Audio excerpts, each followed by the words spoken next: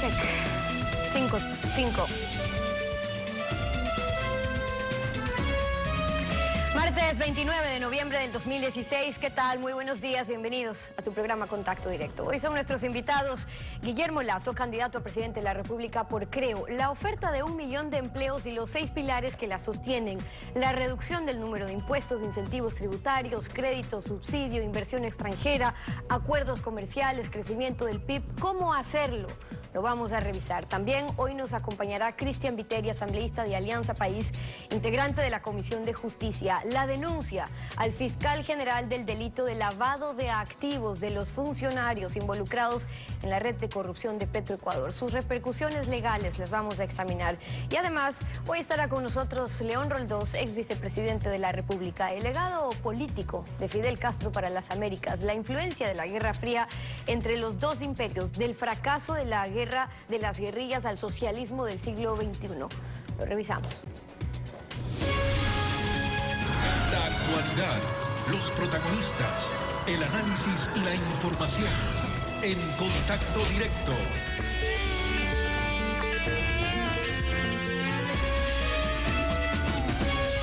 ¿Qué tal, Alfredo? Buenos días. ¿Cómo te va? Muy bien, Estefi. Buenos días a todos. El corazón del programa de gobierno de Guillermo Lasso es su oferta de crear 1 millón de nuevas plazas de trabajo. Contrasta con la de Alianza País de solo crear 250.000. La credibilidad de la propuesta depende de los elementos que la integran. Guillermo Lasso, buenos días, bienvenido a Contacto Directo. Muy buenos días, Alfredo, muchas gracias por esta oportunidad y a las órdenes. Base de la propuesta es una reducción de la carga impositiva, eliminando el anticipo del impuesto a la renta y 12 impuestos más. De estos, los que más rinden, según datos del SRI de enero a octubre de 2015-2016, son salida de divisas, unos 1.000 millones, a grosso modo, anticipo del impuesto a la renta, 336 millones, los otros 11 impuestos, unos 338 millones. En total, aproximado unos 1.700 millones de dólares, que equivalen aproximadamente al 17% de la recaudación total. No se tocan IVA ni impuestos a la renta, que constituyen el 80% de la recaudación. Esta transferencia de liquidez del sector público al sector privado, ¿qué efectos causa en el empleo? Muchas gracias, Alfredo. Mire, nuestra propuesta es muy clara. Reducir en 3.000 millones de dólares la recaudación tributaria, el aporte de impuestos que hacen los ciudadanos, los emprendedores. ¿Por qué? Porque la manera de reactivar la economía y cambiar este ciclo de decrecimiento económico en el que está el Ecuador, este año 1,7% menos, y que ha impactado en costo de la vida y una pérdida de 350.000 empleos, necesitamos poner dinero en manos de los ciudadanos, en manos de la familia ecuatoriana, en manos de los emprendedores. Nuestro planteamiento es una reforma tributaria para eliminar 2 impuestos, comenzando por la figura del anticipo de impuesto a la renta, y que llega a un valor estimado de 3.000 millones de dólares que anualmente se quedarán en los bolsillos de los ecuatorianos. Ese es uno de los elementos de cómo lograr 1 millón de empleos en 4 años. Si usted me permite, me gustaría explicar por qué es necesaria esta propuesta. Pero un momento, aquí según los datos del SRI, llega a 3.000 lo que está proponiendo usted. Son casi 2.000, digamos, pero no 3.000. Sí, pero es que usted tiene que contemplar también la reducción de sobretasas arancelarias. La reducción de sobretasas arancelarias. Pero esos son impuestos transitorios, digamos. Sí, pero existen. Son costos en la producción, son costos en la vida de los ecuatorianos. Nuestra propuesta es eliminar la sobretasa arancelaria. Nuestra propuesta es reducir también el IVA del 14 al 12%. Y en este monto global de 3.000 millones de dólares aproximadamente, dejarlos en manos de los ciudadanos. Ese es uno de los pilares. Un segundo pilar es crear estímulos a la contratación de personal. Por ejemplo, en nuevos emprendimientos, si se crean 10 empleos, 10 trabajos fijos, podrán deducir de la base imponible el doble, 20. De esa manera hay un estímulo tributario a la contratación de personal. Necesitamos una economía libre, una economía abierta al mundo, que suscriba acuerdos de comercio. Ya vamos a ir avanzando entonces con los otros pilares. Ahora vamos porque son varios elementos, 6 más o menos lo que se destacan en el plan. Pero también para motivar la creación del empleo plantea incentivos tributarios a través de zonas francas industriales. Al respecto, cabe señalar que estas ya han existido antes de la administración de Rafael Correa y no tuvieron éxito. El presidente Correa creó en su lugar las sedes, zonas especiales de desarrollo económico. La primera que se aprobó fue en Los Aromos y aún no funciona. La segunda en Yacha y tampoco funciona. ¿Qué características tendrán las que usted propone para que ese tercer intento de estas zonas francas tenga éxito? Por ejemplo, voy a hacer 2 propuestas muy concretas. Zona franca de turismo. Yo creo que Dios con la naturaleza hizo todo por los ecuatorianos. Lo que tenemos es que aprovechar, con respeto obviamente al medio ambiente, todas nuestras playas, nuestros valles, nuestros ríos, nuestras montañas, en la costa, en la sierra, en la Amazonía, estimulando la creación de nuevos hoteles, nuevos resorts. Y nosotros proponemos una zona franca de turismo donde vamos a establecer que los nuevos hoteles no pagarán impuestos por 30 años. 30 años. De esa manera vamos a estimular la creación de empleo en el turismo, la generación de nuevos puestos de trabajo a lo largo y ancho del Ecuador. La segunda propuesta en materia de zonas francas, en materia social. El Ecuador tiene un déficit de 8.000 camas en clínicas y hospitales del país. Necesitamos incentivar la inversión, tanto privada como internacional, en nuevas clínicas y hospitales. En nuestra propuesta, aquellas nuevas inversiones no van a pagar nunca impuesto a la renta, porque con la salud no se juega. A cambio de eso, que entreguen al gobierno un 25% de la capacidad instalada para brindar servicios de salud gratuito a los sectores más vulnerables de la población ecuatoriana, especialmente a los beneficiarios del Bono de Desarrollo Humano. Un tercer ejemplo, Manabí y Esmeralda son zonas devastadas por el terremoto de abril de este año. No es suficiente liberalizar el pago de impuestos a la renta por 5 años. Hay infraestructura hotelera, en comercio, en industria, en vivienda propia, que requiere ser reactivada, reconstruida. 5 años no es suficiente. Por eso, en materia de hoteles, yo doy siempre el ejemplo del Hotel Cabrera de la ciudad de Portoviejo, que se vino abajo, murió el dueño. Yo creo que su viuda y todos los familiares, como estímulo para la reconstrucción del hotel, necesitan esa zona franca de turismo. 30 años de no pagar impuestos, no pagar aranceles ni IVA en la reconstrucción del hotel. Manabí y Esmeraldas las declararemos zonas francas para estimular la inversión y así generar crecimiento económico. Otro pilar de su propuesta es capitalizar con $1.000 millones al Banco Nacional de Fomento para dar crédito a los pequeños agricultores y ganaderos a 30 años plazo y al 1% de interés. Ese banco pues se liquidó hace poco y fue sustituido por el Banco Ecuador. ¿De dónde se obtendrán los recursos para capitalizarlo? A ver, Alfredo, ese banco no fue liquidado, lo que hicieron es solo cambiarle de nombre. Se llamaba Banco Nacional de Fomento y hoy se llama Banecuador. Nuestra propuesta es capitalizar aquel Banco Nacional de Fomento con $1.000 millones. ¿Para qué? Si usted capitaliza con $1.000 millones, desde el punto de vista de la solvencia del banco, puede dar créditos por $11.000 millones. ¿Para quiénes? Los pequeños agricultores, los pequeños ganaderos. ¿Por qué a 30 años? A 30 años para que puedan capitalizarse en el tiempo y no vivan como hoy, créditos a 90 días, 120 días, llega la cosecha, los aborda el intermediario, les ofrece un precio menor que el costo de producción y tienen la presión de Bueno, pero usted sabe como banquero también de que los créditos en ese sentido dependen de los ciclos productivos, o sea, también hay cultivos de largo plazo, cultivos de corto plazo y tendría que haber una diferenciación, digamos. A ver, Alfredo, en nuestra propuesta yo quiero ser claro. El crédito a largo plazo lo que implica es que el agricultor, la familia agrícola, se capitalice, no viva ahorcada, no viva asfixiada, no viva sometida a las propuestas de los intermediarios que llegan y le dicen: toma aquí el dinero, un precio menor que el costo de producción, sino el Banco Nacional de Fomento, hoy llamado Banecuador, te quita la finca, te quita las hectáreas, las pocas hectáreas sobre las que vive tu familia, Por eso necesitamos voltear los ojos al campo. ¿Por qué la agricultura y la ganadería? Porque es el sector que más empleo genera para la sociedad ecuatoriana, porque es la oportunidad de desarrollar de mejor manera, mejor calidad, precios más baratos para los alimentos que consumen los ecuatorianos y también para ser más competitivo cuando se exporta al exterior.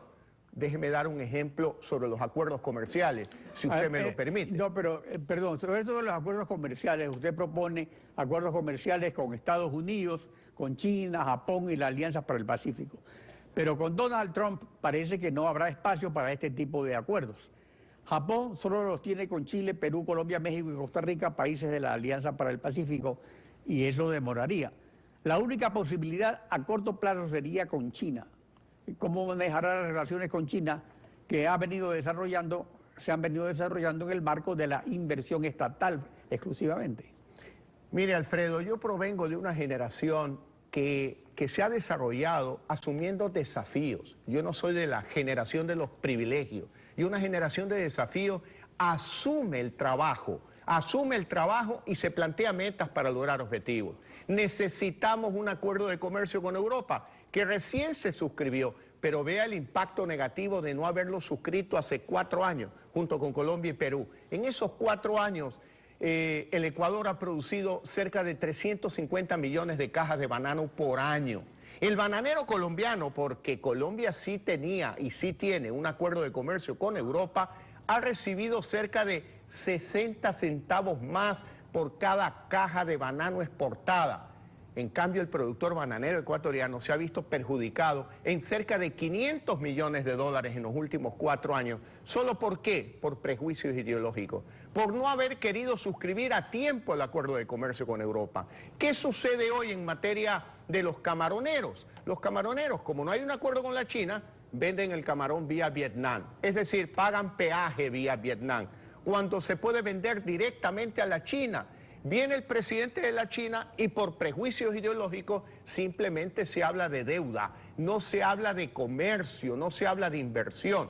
Tenemos que insistir en que el Ecuador, en nuestro gobierno, sea aceptado en la Alianza del Pacífico y con el apoyo de Colombia, de Perú, de Chile, de México, trataremos de que al Ecuador se lo trate como se lo trata Colombia y Perú. Porque yo no voy a ser un presidente de la República pintado en la pared. Yo no voy a aceptar que al Ecuador se lo trate como la cenicienta del grupo andino. Hablaré con firmeza, con absoluta personalidad y diré, oiga, no es posible que los pisos de cerámica fabricados en Colombia ingresen a Estados Unidos con arancel cero y los pisos de cerámica producidos en el Ecuador ingresen a Estados Unidos con arancel de 8,5%. Igual con ahora, una flores. parte importante de este plan es que es elaborado con el asesoramiento de la fundación del expresidente de Chile, Sebastián Piñera, que ofreció 1 millón de empleos en su mandato y cumplió, dio 990.000. Pero en el marco del régimen laboral flexible de 1979 establecido por Augusto Pinochet, mentalizado por su ministro José Piñera, hermano mayor de Sebastián. Este régimen se mantiene por los gobiernos socialistas de la Concertación chilena, como Bachelet. Pero la mitad son trabajadores por cuenta propia, del 20%, y 30% tercerizados, es decir, precarios. Aquí entonces hay un problema legal porque hay un régimen inflexible en el Ecuador de tipo laboral. ¿Cómo hará para flexibilizar el régimen laboral? A ver, Alfredo, nosotros no estamos planteando ninguna flexibilización laboral.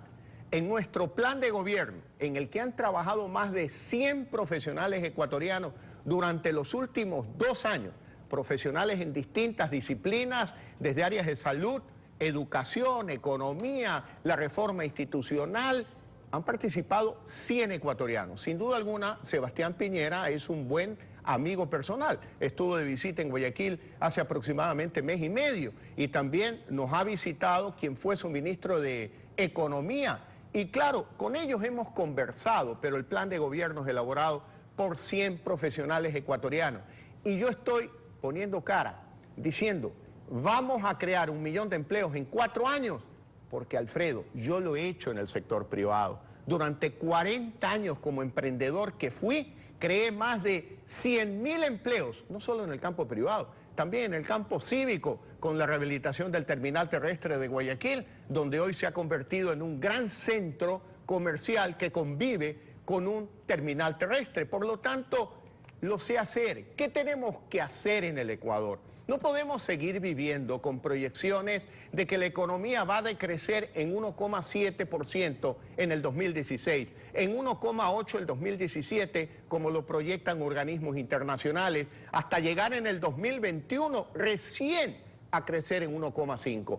Ese ciclo tenemos que cambiarlo. Nuestra propuesta de gobierno para lograr el 1.000.000 de empleos es precisamente recuperar la senda del crecimiento a partir del año 18 con 1,5% y dejar al final, en el último año de nuestro gobierno, un crecimiento del 5% anual. Es la única manera de crear empleo, Alfredo. Esa es su oferta y su desafío. Guillermo Lazo. Muchas gracias, Alfredo. Le agradezco esta oportunidad. Gracias por acompañarnos en Contacto Directo. Estefi. Son las 7 de la mañana con 16 minutos y en instantes estará con nosotros Cristian Viteri, asambleísta de Alianza País, integrante de la Comisión de Justicia, con su denuncia al fiscal general por el delito de lavado de activos de exfuncionarios involucrados en la red de corrupción de Petroecuador. Lo vamos a analizar. Quédese usted en nuestra sintonía.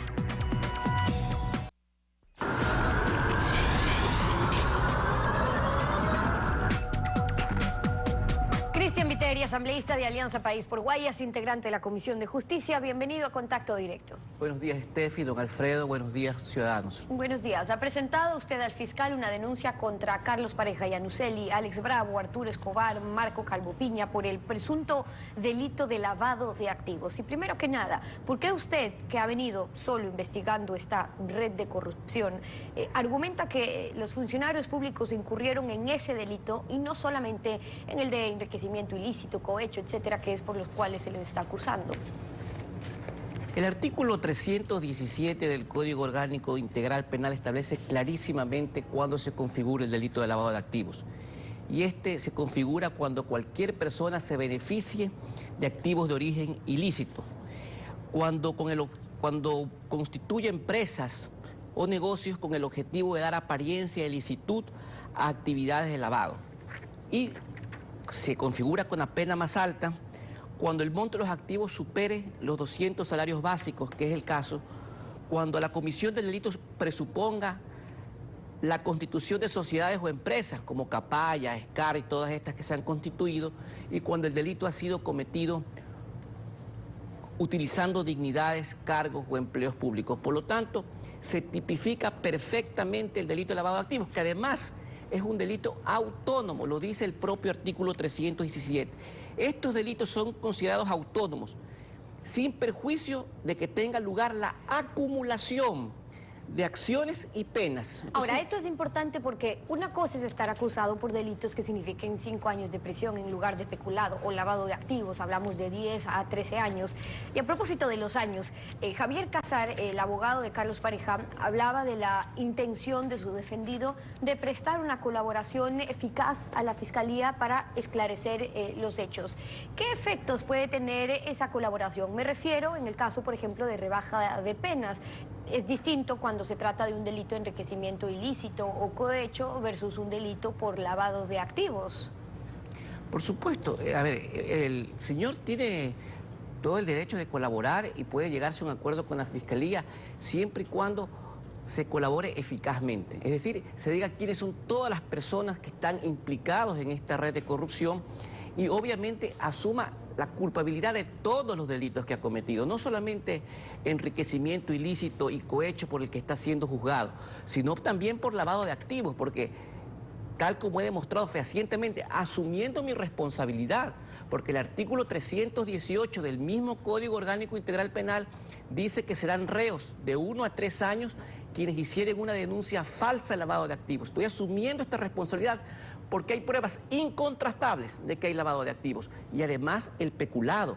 Ya la Contraloría ha enviado varios informes de presunción de peculado y ya la Fiscalía ha iniciado la acusación por peculado el 16 de noviembre por contratos otorgados a Jorge Vivar al señor Carlos Pareja. Es decir, y todas estas penas, todas acciones son independientes y entonces, se acumulan. Usted presenta esta denuncia porque cree que los argumentos son innegables. Ahora, del informe de la Asistencia Penal Internacional se puede verificar cómo contratistas pagaron coimas a Alex Bravo, a su vez a varios funcionarios. Se ven las transferencias de Alex Bravo, primero a sus cuentas personales, luego a SCAR de Arturo Escobar, a Capaya, a Carlos Pareja, a cuentas de Marco Calvo Piña, refiriéndome solamente a los casos de la denuncia que usted presenta, porque hay más. Pero entonces, la creación de esas cuentas para dar un aparente estado de legalidad es lo que puede constituir este delito mayor que el de cohecho que se investiga. Sin duda. Han ido a Panamá a crear compañías diciendo que se van a dedicar a la actividad inmobiliaria. El señor Alex Bravo diciendo que se va a dedicar a la asesoría petrolera. También Arturo Escobar, que también se va a dedicar a la actividad inmobiliaria. Y obviamente han ido a los bancos a abrir las cuentas a decir que van a dedicarse a estas actividades, dándole un aparente estado de legalidad para poder manejar desde estas cuentas y a través de estas compañías dineros ilícitos.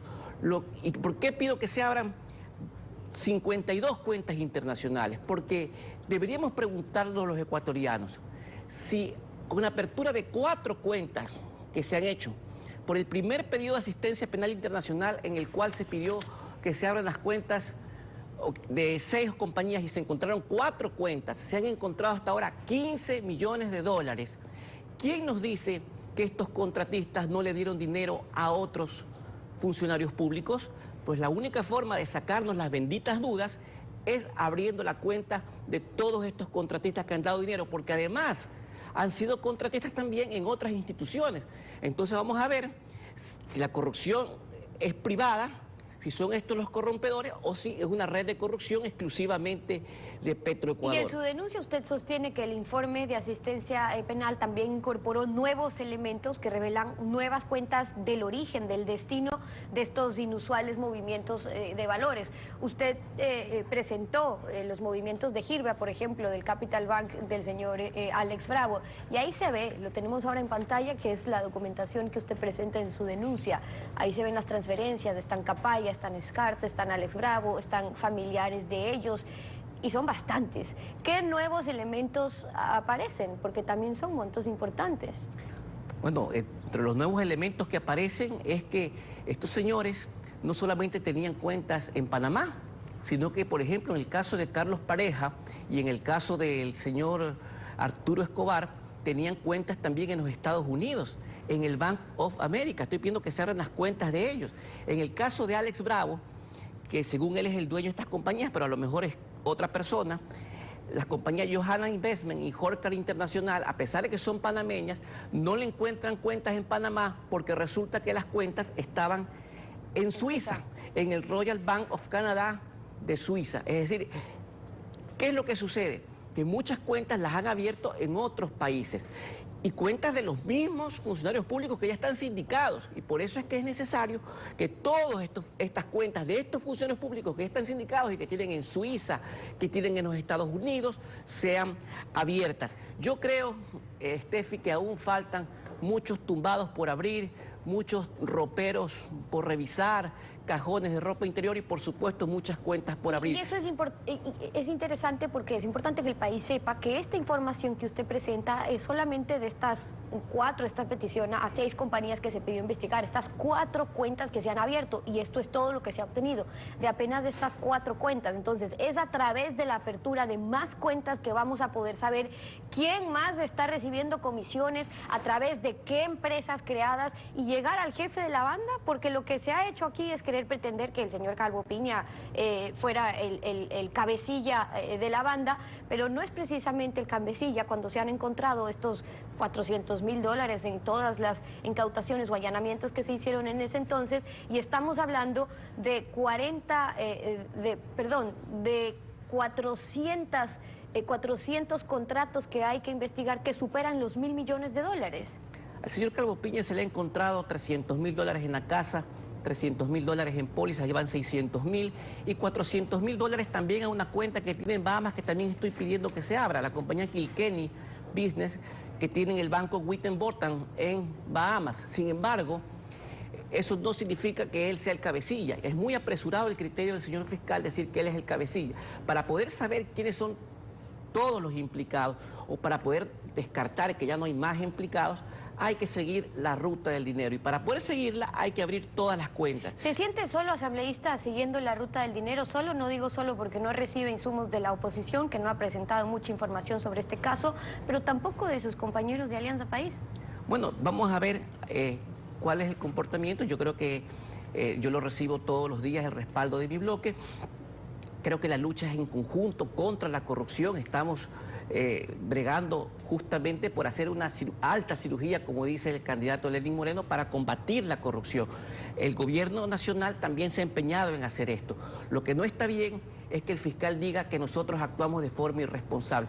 Irresponsable es venir y sentarse en este mismo set y decirle al país que el informe de asistencia penal internacional llegó el 29 de septiembre, cuando he demostrado con documentos certificados que el informe de asistencia penal llegó el 26 de septiembre y que el señor Capaya huyó del país con el resto de su banda el 28 de septiembre. Que nos diga que ha logrado recuperar 4 millones y pico de dólares, los 15 millones que hasta ahora se han encontrado. Pero no hemos podido recuperar, por ejemplo, los 20.000 dólares que se gastó en prepagos colombianas, los 140.000 dólares que se gastó en una fiesta y los otros 10 millones que seguramente... ¿Se refiere a Alex Bravo? Me refiero a Alex Bravo. Son dineros que ya se los farrearon y que ya no se los puede encontrar. Y que si hemos encontrado con 4 cuentas 15 millones de dólares, habría que ver cuánto más hay por encontrar. Son las 7 de la mañana con 32 minutos. Las declaraciones de Cristian Viteri, asambleísta de Alianza País por Guayas, hoy en Contacto Directo. Gracias por habernos acompañado. Buenos días. 7 con 32. Una pausa y al regresar en nuestros estudios está León Roldós, ex vicepresidente de la República. El legado político de Fidel Castro para las Américas, la influencia de la Guerra Fría entre los dos imperios, del fracaso de la guerra de guerrillas al socialismo del siglo XXI. Ya volvemos. Quédese usted en nuestra sintonía.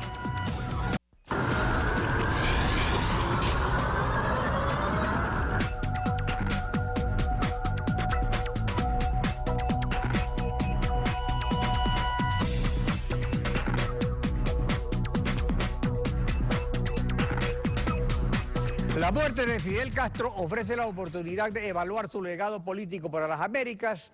No se trata de que todo muerto es bueno o inteligente, temerario y carismático, ni tampoco de que gobernó 46 años con una mano extremadamente dura de dictador a un país virtualmente enclavado en el territorio del imperio al que desafió medio siglo.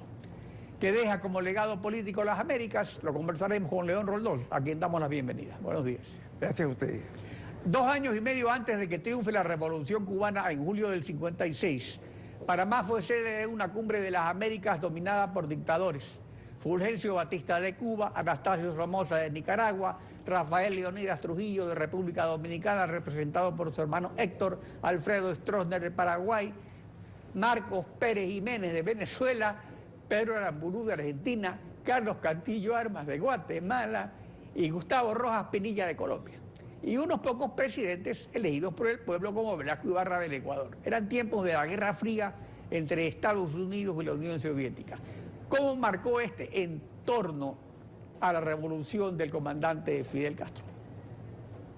Sí, el hecho real es que esa América Latina, esa relación con los Estados Unidos, se graficó en aquello del tiburón y las sardinas, por ejemplo, o el patio de atrás de los Estados Unidos, y generó toda una posición en América Latina de quienes no necesariamente eran socialistas, pero que creían en la necesidad de tener una opción frente a aquello. En el Ecuador, el propio Velasco Ibarra, que usted menciona, Antonio Parra Velasco, para citar 2 nombres, asumieron abiertamente la posición de que eso no podía ser, que no iba más en esa línea América Latina. Y ahí surge este líder cubano romántico que primero en el Moncada, luego en el Granma, llega a Cuba y despierta simpatías, adhesiones. Insisto, no ideológicas como socialismo ni como marxismo.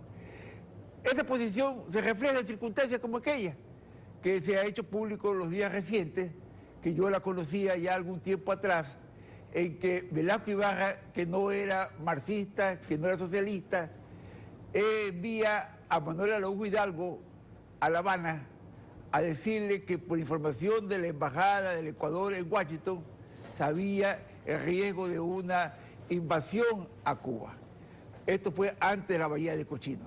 Eso lo dijo en repetidas ocasiones Fidel Ahora Castro. ese fue el escenario de la Guerra Fría, la guerra de guerrillas que trató de exportar Castro, se sepultó con la ejecución del Che Guevara, y al final de los años 80 cayó el muro de Berlín, se disolvió la Unión Soviética, fue el triunfo del capitalismo sobre el comunismo, teniendo por el centro al socialismo democrático con su economía social de mercado, frente al comunismo o socialismo de Estado. Se acabaron las dictaduras militares de la Guerra Fría en América Latina. Contra todo pronóstico, por su parte, el régimen cubano sobrevivió sin el subsidio de la Unión Soviética y surgió una nueva forma de gobierno, las dictaduras plebiscitarias del socialismo del siglo XXI. A ver, yo creo que hay la fase intermedia en que luego de querer exportar la revolución armada, caso del Che Guevara en Bolivia, por ejemplo, Cuba termina siendo aislada en América Latina, salvo voceros intelectuales, sectores de izquierda, y esa relación endurece la posición de Cuba en América Latina. Y viene un criterio, la posibilidad de abrirse a una relación plural. Y ahí un actor importante es Febres Cordero, con su visita en abril de 1985 a Cuba. Esto siempre lo mencionó también Castro.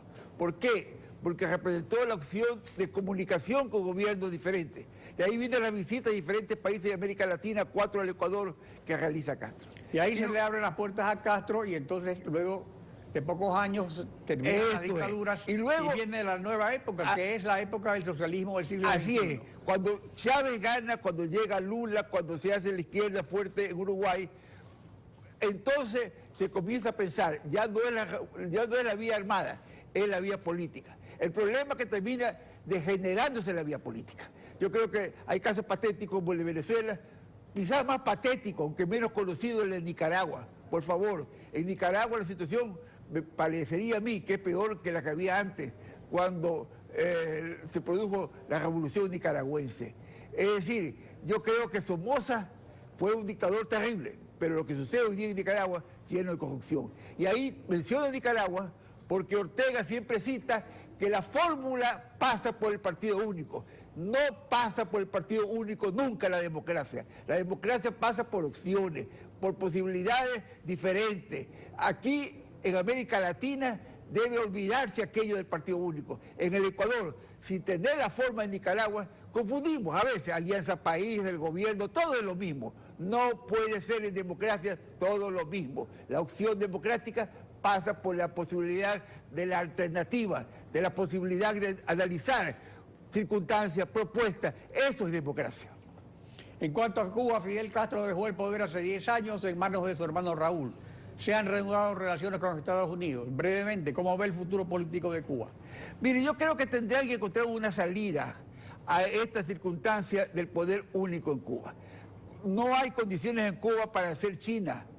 China, con todo su poder político, con el poder económico, con profunda corrupción.